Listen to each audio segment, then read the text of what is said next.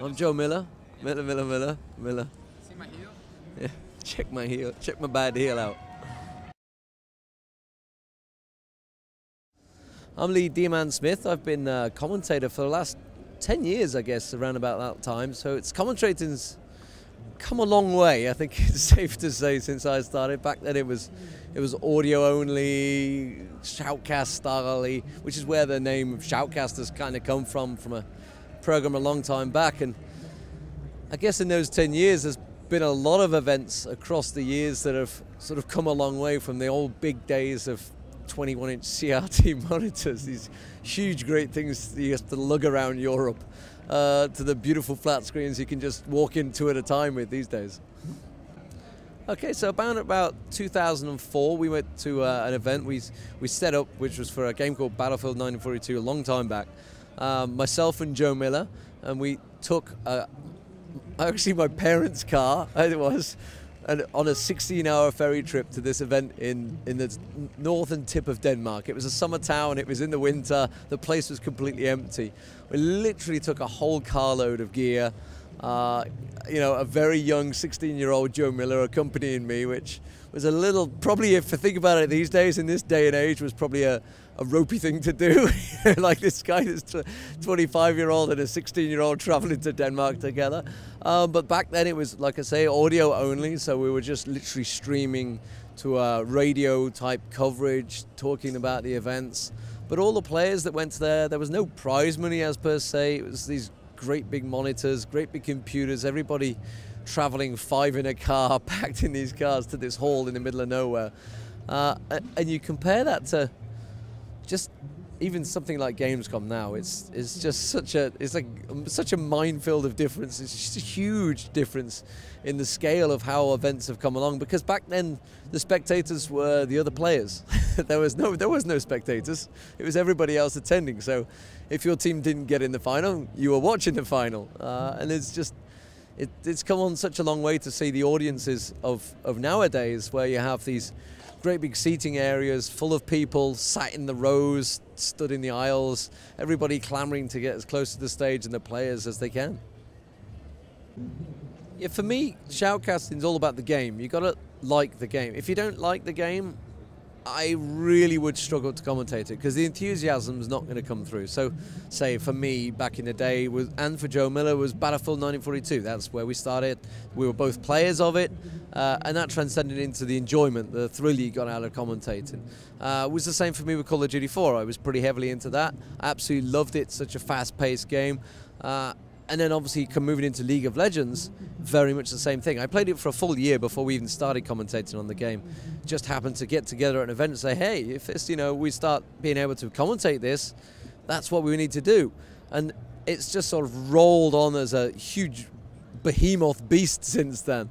Just so happens, I mean, the enthusiasm you get in commentating, if you don't enjoy a game, you can't, it doesn't come across. It comes across as plastic. And whenever you watch things on, say, TV or other commentators, you can tell if they're purely being paid to go there and do it, or if they really love doing it. Say, you think of the StarCraft scene, for example. Tosis and Artosis, Day 9. These guys are so enthusiastic because they absolutely love that game. And it transcends into the fans. The fans, you know, they appreciate it, and it shows. So commentating as a whole has changed quite a lot since it was back in the day. Sort of back in the day, it's all about the players. Nowadays, because we are, I guess, on camera a lot more, you know, we're at these events and we are effectively the hosts, the presenters. We're talking to the crowd, we're talking down the lens, we're talking to the people at home, and we get recognized, which is great. I mean, the players themselves, obviously they're streaming, their faces in the camera all the time. They will get mobbed. People, you know, some of the famous gamers will get absolutely mobbed, but it's also become the same for the commentators themselves. Myself, yeah, okay, it's nice. Suddenly you're doing autographs, you're doing photos with people. This is something that really has not happened.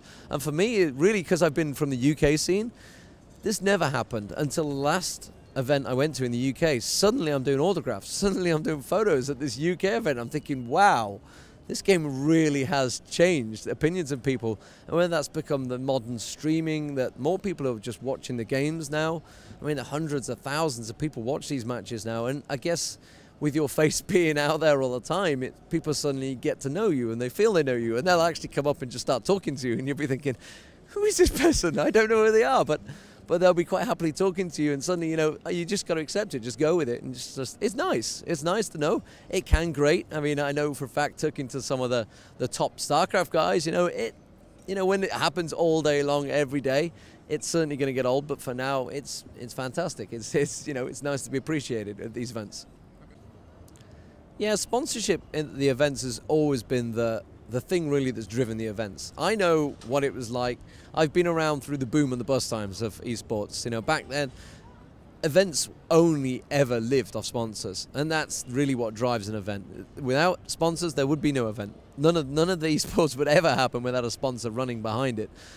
You know, and obviously there was the economic crisis in 2008. Events completely dried up because sponsorship money wasn't available. Companies had to tie the horse, you know, pull things in. Events in the last 2 years have gone absolutely mental. Things have really took off. I mean, the last 2 Gamescoms I've been to have just been huge, and events across probably the last year have all been enormous. You know, things have just gone pretty much out of control, and I think sponsors are starting to see, you know, the return on the investment that they put into these things. You know, they're getting the viewership. They're suddenly seeing hundreds of thousands of people watching these things. They have an audience. This is such a primary target audience for these guys to go to, as opposed to the dark old days of, I guess you could say, radio commentating.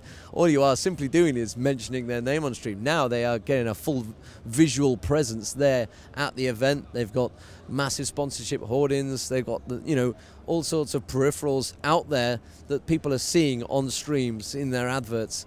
Fans are sat there with their shirts on, in fact, as well. You know, they see these beautiful adverts across the board, and suddenly things are getting noticed. And, you know, but without these guys, there would have never been esports. And, you know, events don't happen without money. And, you know, there's a lot of money involved in these things to actually get them off the ground in the first place.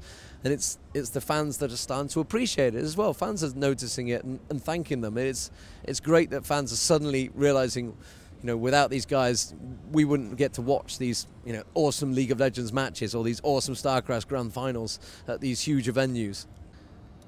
So as I say, sponsors coming into these events, and they're starting to listen to what the gamers also need. You know, they're starting to listen.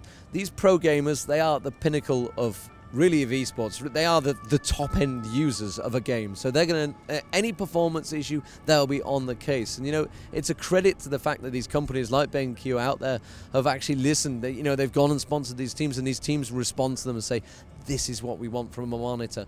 And, you know, they turn things around. Like I mentioned, Counter-Strike players, they were so big on these CRT monitors, but now they're accepting, you know, they've moved with the technology. They're happy that this technology is good enough for them, and they'll happily use these flat screen monitors that out there, they've been out there for a long time, but, you know, some of the top end gamers were never accepting of it, but now the technology is so good, they're actually requesting these things, so that they want these monitors out there. And, you know, it's a credit to all the gaming peripherals that are out there, that these companies are suddenly realizing these guys know exactly what they want, and if we can please these, everybody's going to be happy.